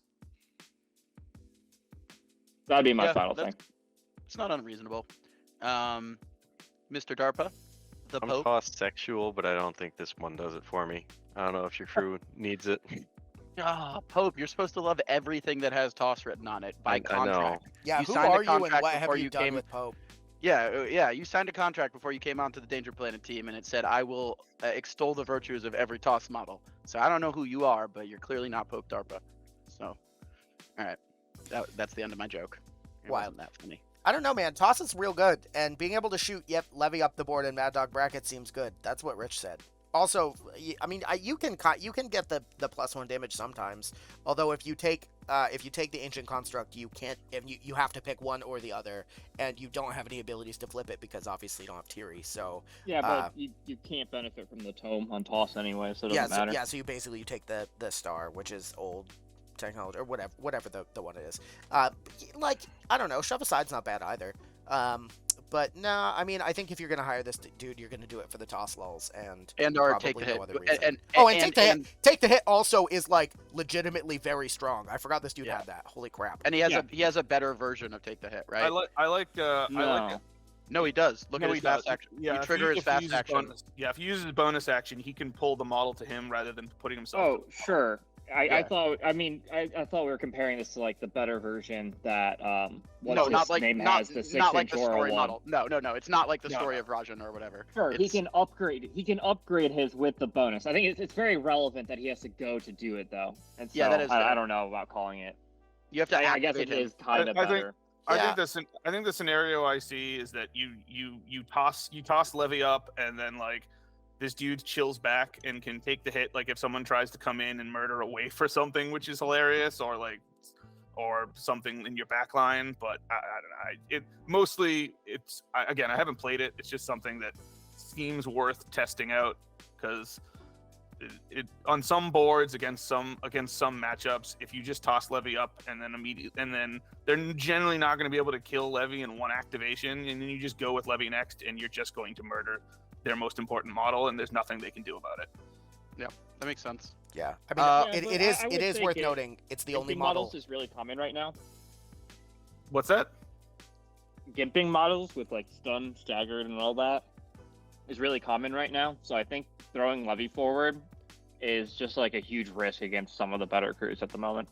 Yeah, but you can just not do it against those crews, right? Yeah, I mean, obviously you don't throw Levy up 10 inches against a crew that you know can just immediately activate and stun or stagger him. That would be or with a demise aura or whatever. Yeah, it's situational, but in the situations where it works, you probably just delete their best model turn one. Yeah, and there is not enough to be said, I think, for Take the Hit. It is literally the only Outcast model you can hire with Take the Hit. Yeah, that's a big deal. All right, so I think we've done it, gentlemen. This is quite an expansive tier list because the play styles are so different, and Levy 2 has a very different hiring pool. So let's talk through both Levy 1 and Levy 2, just at a very high level. When you're going to go to try to play as Levy 1, I think the core things we talked about, right, is that your lists are generally going to include Mad Dog. They're generally going to include a Hodgepodge. They're generally going to include at least one Scavenger and probably some level of Necropunks, I don't know. And then you're mixing in to taste some of these other models, right? But the big idea around a Levy 1 list is being aggressive with your damage dealing models, which are Levy 1 and Mad Dog respectively, and then supporting those with high card draw through tools for the job and scheming and doing annoying stuff with your Necropunks, and then supporting that with the Hodgepodge. And then Levy 2, I have no idea. So, Rich, what's the high level on Levy 2 there, good sir? Levy 2 is basically just pressuring your opponent with multiple very threatening, hard to deal with riders that, again, the longer the game goes on, the more threatening and the more difficult to deal with they become. Usually if I'm playing Levy 2, I like to kind of flank with the riders, so that there's no matter what direction you're going in, you got to deal with a rider. And then Levy himself is just kind of there to support them, although he can do some damage and some other stuff as well. What are you generally looking to do in an activation with Levy 2 early in the game? And is that different than generally what you're looking to do with him later in the game? How does a typical activation of Levy work from a Levy 2 standpoint? Yeah, I mean, early in the game, he's early in the game, there's a lot of setup. So like he wants to do his bonus action. He wants to ideally summon a free little abomination. Throw some fate tokens around. And then it's a lot about positioning and just kind of getting ready for like bigger turns once you've got a bunch of fate tokens or you've got models set up in like a position where you can murder them or throw them around or do what you want to do to them. Makes sense. So now I think next thing to do is Mr. Pope, I guess this is more of a group question, quite frankly. Do you guys want to talk through what a couple of different example lists would look like? I know that I've had folks both in our Discord and in comments ask us just at the end of the videos to go over some specific example lists that either might be good for a beginner, maybe one that's good for a more advanced player. What are you guys' thoughts on that list building side? I will say this, you criminally underrated Hooded Rider, and I'm not sure why. That being said, I think the easiest thing list build is obviously going to be Levy 2. You just hire 2 horses and the emissary if you want to be safe. Which 2 horses depends on map and opponent, but you generally only need 2. Sometimes you just take a full 3, and then you have to drop the emissary normally for other things. Generally, you're going to drop them for scavs to have tools and tools. And that being said, I think that's the basic list. I would say scavs, 2 riders, and a hooded and or an emissary. And you can drop the emissary to just have 2 riders, scavs, Necropunk if you really want. And I think that's probably the best Levy 2 list. I think Mech Rider is actually the one you're almost never hiring. So I'm actually kind of shocked to see that that's the one you guys put in sometimes over Hooded. We put him in sometimes, basically saying that if you're playing in a pool where his abilities allow you to score a secondary really easily, then he's okay to include. But what we were talking about mostly was most of the DPS is probably coming from War and Death, just because their primary weapons are a little bit better, and Death gives you Reap and War gives you Gun with Injured on it. That was like the TLDR of our arguments, basically. Yeah, I think I guess I just want to talk on this a little bit. One of the reasons I really like Hooded, at least in the more fighty, or at least you're gonna try to jam down probably 2 models in the middle, is if Hooded just throws up his hazardous aura, both Levy and Dead both have a Reap effect. So you're turning Dead to a min 4, you're turning Levy into, min 3, right? And plus other random things, depending on whatever he gets. Yeah, not unreasonable. I just think that it was like it's very hard to fit points for all of them in, right? That was mentioned. Yeah. Yeah. Okay. And Pope, what do you think on list building here? Any thoughts on list building for either Levy 1 or 2? Any spicy things you want to call out? Called out of just like 2 scavengers, Mad Dog, Emissary, and then Phil. If we wanted to go with a list that doesn't involve out of keyword stuff, because you're just starting to, collect the faction, you can probably hire all 3 scavengers. It's one of the very few starter box models where you can probably get away with that. It's totally fine to do that. It's actually awesome. Yeah, I agree with that. If you're just starting out, you're totally fine using 3 scavengers and using Rusty Alyce as a kind of a poor man's Mad Dog. Yeah, it's actually starter box is actually just pretty good. Then if you just get, I don't know, what's the next best purchase? Necropunks or it's definitely Yannic.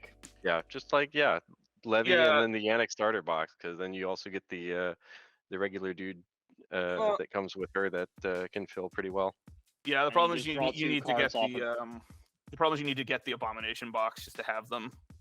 which is kind of annoying. I mean, you do, but I don't know that you do. Like, if you were only go buy 2 boxes, I think I'd buy the starter first. That's fair. I think realistically, when you luckily hit and got your now baked in trigger to summon your A-bomb, you still don't care if you accidentally forget about it.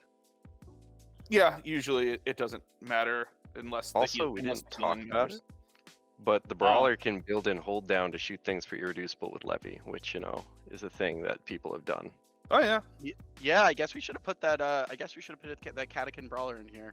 Well, I don't feel like it's good enough for like competitive lists, but like if once again you're doing that starter list where I own 2 boxes, like brawler's gonna make that list. Yeah, if you have limited models available, then the brawler's playable. But in a scenario where you have the whole faction, I don't see how he beats out Yannic or Mad Dog or any of the other models. Yeah, no. In a more competitive environment, he's just way too frail to really contemplate doing anything with. So there's my call out. Very reasonable. I think that the 2 box starter list that I have has 8 soulstones left, which is pretty awesome, actually, all things considered. That might be something if people want to see that wouldn't take too much effort. We could probably knock that out in an afternoon if we want to put like a sort of 2 box build. I know that other folks have done that, but I think that wouldn't be bad idea for content. Yeah, I think and don't forget how great the Outcast upgrades are. So I think that's actually a really competitive list once you just slap on move 6 inches at the beginning of the turn upgrade, whose name I never remember. Dark Power of the Dark Servant. Yeah, Servant of Dark Powers. Yeah, that's it. Yeah, throw that on Levy and have a good day. Yep. Cool. 6 soul stones, go murder things. So anyone else before we close this out here, gentlemen? And I use that term very loosely. Mm-hmm. Play Levy 2. Horseman Levy, greatest Levy. Levy 1. Realistically, if we're talking about cheap 2 box starters, it's the Puppet box set and the Levy 2 box set. You're done. Actually, that's true. Well, I mean, you don't have the waifs, I guess, but like. You still need to buy the core box because you need scavengers. Yeah. And you probably want. I mean, you don't need the effigy or emissary, but you definitely want the emissary. Fair enough. Just saying. Levy 2 box, Puppet box. Go to town. Build 5 models. You're done. I would like to point out my best game of Levy 2 ever was when I was soloing Levy in a tournament, and then I'm like, I'm just gonna play Levy 2 for the last 3 rounds, and then I ended up playing Levy 2 into Jackdaw 2. And it was like, oh, I'm stat 7 against every single attack. All ruthless. Yeah. Yeah, that was. Yeah, I will also say this: Levy 2 is I think Levy 2 currently positioned is a nice counterpost to Levy 1, specifically for the you make pass tokens, I need to make pass tokens matchup. A great example of this is obviously Karis. It's like, oh, I can't, or all of Arcs now, I guess, actually. It's like, I can't let you go 2 activations in a row, especially like Damien, where you have an anti-demise guy. It's like, I can't let you do that, so I'll just have to be Levy 2, make some pass tokens, and then we can be on pretend equal footing. Yeah, I agree. Levy 2 is like the automatic switch in whenever you have an opponent that has the ability to make pass tokens or also has consistent anti-demise or anti-healing. So yeah. Or bury mechanics. Burying Levy is a good way to get him killed too. Yeah, I guess. Well, guys, thanks for joining us. That was another one of our keyword tier lists. We're going to keep doing these. You're going to see lots of these from us.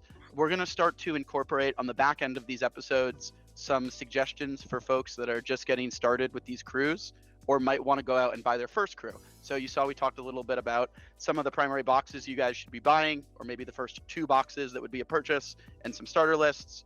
You're gonna see that added into the end of all of these keyword tier lists moving forward. Hopefully provide you guys a little bit more value and a little bit more guidance for folks that are just starting out in the game. We really appreciate the support from everyone. And one other big piece of news is that Danger Planet is now a official Weird Partner affiliate. Folks might have seen that on our community page that we posted, but basically what that means is if you use the Danger Planet hyperlink, we get a small kickback from Weird that helps us run the channel, keep the lights on, and we'd really appreciate it from you guys. Thank you all for helping us get here. We're all super excited. We still love Malifaux as much as the day that we made this channel, and you're gonna see a lot more from us. So thanks for sticking with us, guys. Say goodbye to the internet, everybody else. Goodbye, Bye. the internet. Bye.